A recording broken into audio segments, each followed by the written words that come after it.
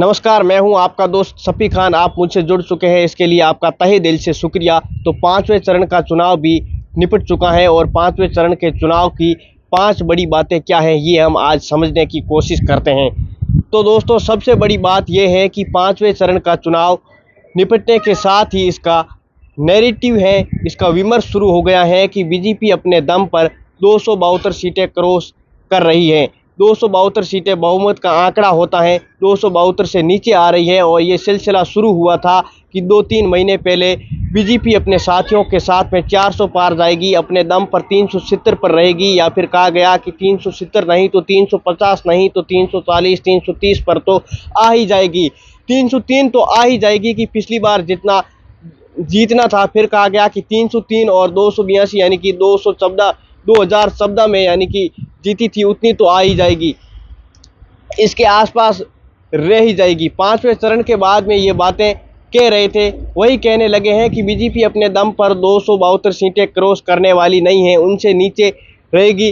कितनी नीचे रहेगी ये पता नहीं। अब छठे चरण के बाद में इनसे कहा गया कि नैरेटिव ये शुरू हो जाएगा कि अभी शुरू से ये कहा गया है कि बीजेपी अपने दम पर तो छोड़िए, अपने साथियों के दम पर भी 272 सीटें क्रॉस करने वाली, उनसे भी 10, 15, 20 सीटें उनसे कम रह सकती हैं और बाहर से उनको समर्थन दूसरी पार्टियों की ज़रूरत पड़ सकती है। ये नैरेटिव बनना शुरू हो गया है। पाँचवें चरण के बाद में पाँचवें चरण की और दूसरे चरण की खास बात ये रही कि बीजेपी खुद का नुकसान कम कर रही है और बीजेपी को खुद का नुकसान कम हो रहा है, लेकिन बीजेपी एनडीए के साथ ही उनका नुकसान कर रहे हैं। यानी कि कुल मिलाकर बीजेपी की नाव डुबोने में उनके एनडीए के साथी लगे हुए हैं, खुद तो डूब रहे हैं और बीजेपी को भी लेकर डूब रहे हैं। चाहे महाराष्ट्र में एकनाथ शिंदे हो, चाहे महाराष्ट्र में अजीत पवार हो, चाहे नीतीश कुमार हो, चाहे बिहार में, और इसके बाद हम देखें तो जेडीएस में कर्नाटक हो, जहां पर प्रज्वल रेवन्ना रेड्डी हैं, वो सेक्स स्कैंडल में उनका नाम आया था। कुल मिलाकर और कोई साथी तो बीजेपी की ही नहीं। इस रूप में छोटे छोटे झारखंड में जैसे स्टूडेंट यूनियन वाले हो, या असम के अंदर असम गण परिषद वाले हैं, तो बहुत ये छोटे छोटे इक्का दुक्का सीटों वाले हैं, लेकिन ये साथी डुबोने में लगे हुए हैं। अब इसमें से आप कह सकते हैं कि महाराष्ट्र में अजीत पवार तो गए ही नहीं थे कि हमारी पार्टी तोड़ दो, एकनाथ शिंदे तो गए ही नहीं थे कि हमारी पार्टी तोड़ दो। बीजेपी ने ये काम किया है, पार्टी तोड़ी थी। अब उनका क्या खामियाजा बीजेपी को पाँचवें चरण के बाद में ये सामने आ रहा है, ये खामियाजा उठाना पड़ रहा है। अगर ये नहीं तोड़ते तो और ज़्यादा सीटें खुद लड़ते तो आज बेहतर स्थिति में हो सकते थे।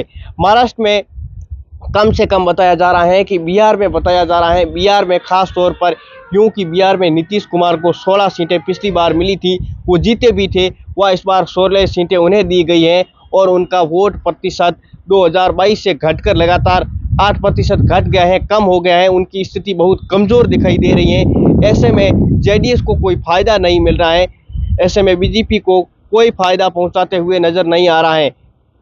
अब आपको बता दें कि कर्नाटक में भी जेडीएस के प्रज्वल रेवन्ना रेड्डी हैं, उनका यौन शोषण से वो इतने उनके मामले हो गए थे, सीडी सामने आई, फिर भी पता लगने के बाद में प्रधानमंत्री मोदी हैं जो उनकी सभा करने के लिए गए हैं, तो हो सकता है उनसे भी नुकसान हो सके। सीडी तो दूसरे चरण में बीजेपी को खास नुकसान कराएगी, क्योंकि कर्नाटक के दूसरे चरण में जहां 14 सीटों पर चुनाव हुआ था, ऐसा कुछ लोग कह रहे थे कि तीसरा इसकी खास बात यह है कि पाँचवें चरण की तो कांग्रेस को जो कमज़ोर कड़ी के रूप में माना जा रहा था कि इंडिया गठबंधन तो अच्छा करेगा लेकिन कांग्रेस अच्छा नहीं करेगी, अब ये कहा जा रहा है कि कांग्रेस इतना बुरा भी नहीं कर रही है। पिछली बार 54 सीटें कांग्रेस लेकर आई थी और इस बार कांग्रेस के लिए ये कहा जा रहा है कि हो सकता है कि कांग्रेस 90 पार चली जाए, हो सकता है 100 पार भी चली जाए, लेकिन कांग्रेस जहाँ कमज़ोर है वहाँ भी उसका वोट प्रतिशत ट्रांसफ़र हो रहा है। यानी कि महाराष्ट्र में उनका वोट ट्रांसफ़र हो रहा है उद्धव ठाकरे के साथ में। महाराष्ट्र मुंबई में खास तौर पर कांग्रेस के कारण मुस्लिम वोट है जो उद्धव ठाकरे को मिलता दिखाई दे रहा है। अब बिहार में महागठबंधन का हिस्सा कांग्रेस है, तो वहाँ उनका वोट है जो ट्रांसफ़र हो रहा है। उत्तर प्रदेश में वो समाजवादी पार्टी के साथ है, यानी कि अखिलेश यादव के साथ है, तो कांग्रेस के बीच में बड़ी घनी दोस्ती हो गई है अखिलेश यादव और राहुल गांधी के बीच में। अब वो भी वोट ट्रांसफ़र आपस में हो रहे हैं, तो आपस में ये विश्वास बढ़ता जा रहा है। कांग्रेस के कारण स्वर्ण जाति के कुछ लोग हैं जो भूला भटका उनके पास अभी भी है, वो भी इंडिया गठबंधन के साथ आता दिखाई दे रहा है। यानी कि खुद के दम पर भी कांग्रेस अच्छा करती दिखाई दे रही है। सबसे बड़ी बात यह है कि कर्नाटक में कांग्रेस अच्छा कर रही है, आंध्र प्रदेश में तो बुरी हालत है, लेकिन तेलंगाना में वो अच्छा कर रही है। पिछली बार 3 सीटें जीती थी, इस बार अभी सीटें बढ़ सकती हैं। कर्नाटक में 1 सीट जीती थी, इस बार 12 या 15 सीटें जीत सकती है, कांग्रेस ला सकती है, ऐसी बातें कही जा रही हैं। राजस्थान में कांग्रेस अच्छा कर सकती है, हरियाणा में कांग्रेस अच्छा काम कर रही है और दिल्ली में आम आदमी पार्टी के साथ में ये समझौता हुआ है, तो कहीं ना कहीं आम आदमी पार्टी के साथ में मिलकर पिछली बार के मुकाबले इस बार कांग्रेस खाता खोलने में कामयाब हो जाएंगे, ये बातें कही जा रही हैं। तो कुल मिलाकर अगर इंडिया गठबंधन माइनस कांग्रेस 110 से 120 सीटें आती हैं, तो कांग्रेस की इसमें 100 सीटें हैं तो आ जाती हैं। तो अगर कांग्रेस इतना अच्छा कर सकती है तो इंडिया गठबंधन 220 से 225 230 तक पहुंच ही जाएगा। और अगर ऐसा होता है तो बीजेपी एनडीए गठबंधन कहां आकर टिकेगा, ये आपको समझ सकते हैं, आप अनुमान लगा सकते हैं।